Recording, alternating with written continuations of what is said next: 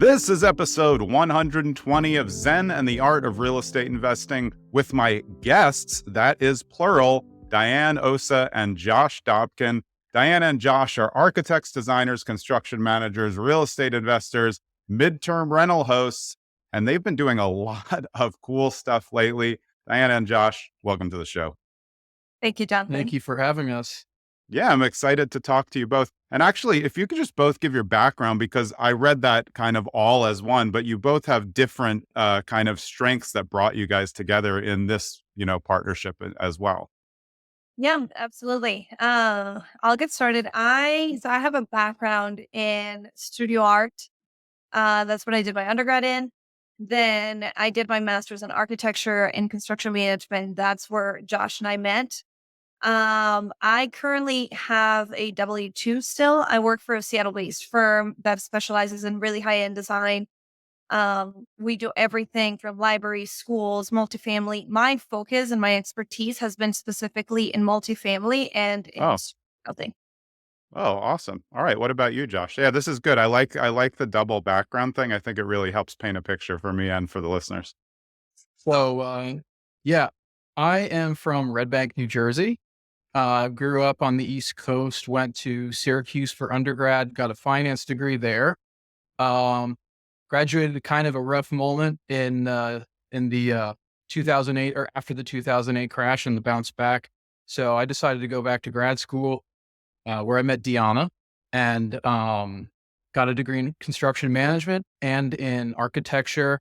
Went on after grad school to go work at a company based in Kansas City that does a lot of high-end sports venues, event venues. Yeah. We do hospitality convention centers, but really large billion-dollar scale architecture projects for some really high-profile sports teams and things like that, and then some collegiate work as well.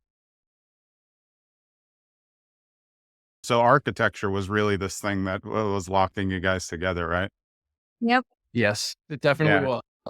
So we'll get into how you got kind of all this going, but on the architecture side, it must be difficult to go from these larger scale projects where you have huge budgets to then trying to consult either for yourself or others on these very minuscule, like, hey, I have a 2-family and I want to pop the roof off.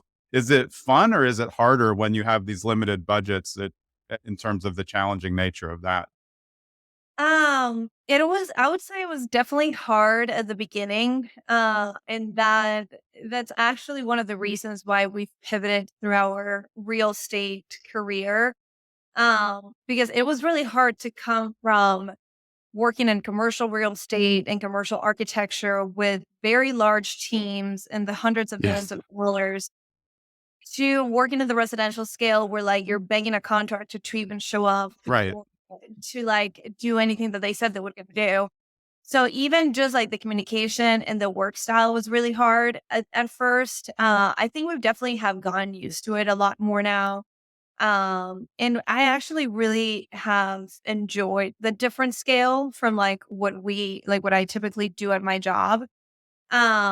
But still feel a lot more comfortable in the commercial real estate world. Which is why I love pivoting to more of the boutique hotel world and commercial real estate, because that's where both of us in the last 10 years have had our expertise in. I would add just one thing to that.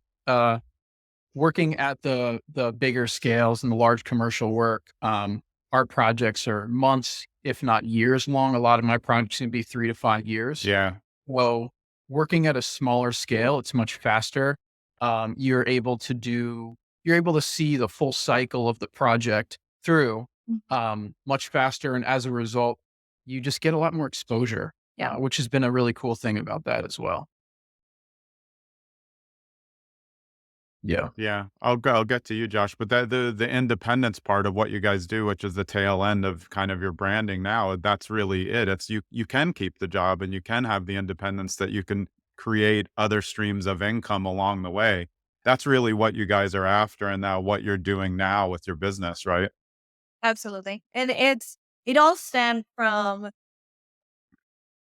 us losing our fathers, realizing that we love what we do, but we are completely tied to it. Yeah. And I think for both of us, our dream is to get to a point where we do what we do because we love it, not because we have to. And it's something that I have really struggled with in the last 2 years of like having both my job and doing then all the real estate stuff is I want to, I don't want to feel guilty about having to choose my profession and choosing to I want like my dreams were always to become part of the leadership of this firm and get to the top.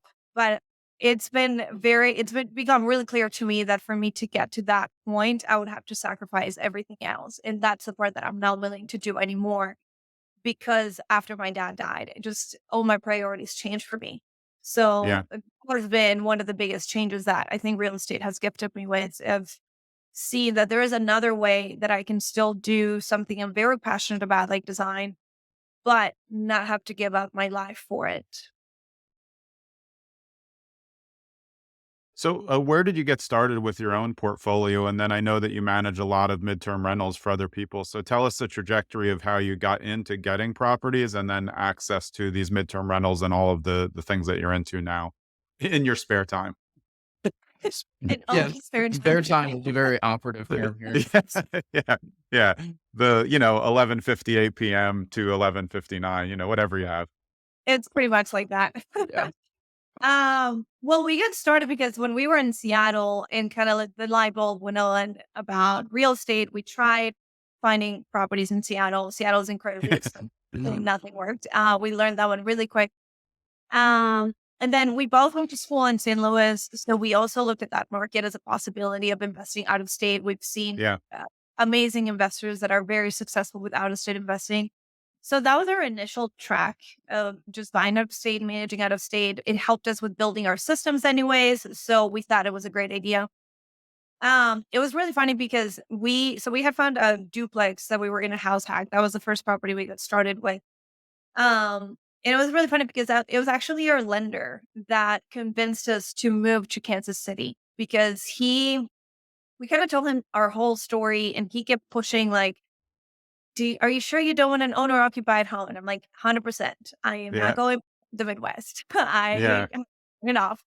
And he like one day sat me down and he's like, okay, this is the thing. You guys have a very interesting story. Like Josh was relocated to Seattle. He's supposed to move back to Kansas City per his contract. You guys could buy an owner occupied, live in it for a few months. And then if you guys don't like it, then like you can move forward with it. Or yeah, like you guys still like it. And I was like, okay. Like the more we started thinking about it, the more we were like, okay, what is 1 year of our lives? Like if we yeah, actually moved to Kansas City, saved so much money, made the connections, built the team, and we just committed to living there for 12 months. Like 12 months go by so quickly. yeah, And yeah, that put our wheels turning and we're like, okay, we're moving to Kansas City. His company paid for all of our moving expenses. So it was amazing. But I think like that's something that we continue to do. I think it has really helped us is that we're very flexible with our choices and we're willing to do what it takes to be successful. So we moved to Kansas City like without knowing anyone. I still feel like the only friend I have in Kansas City is my realtor. Because that's the only person I talk to. But like we came to Kansas City to be so intentional about getting to know the city really well and building our team and being able to be successful so that then we can move somewhere else and we know that we have a yeah. And strong you can vision.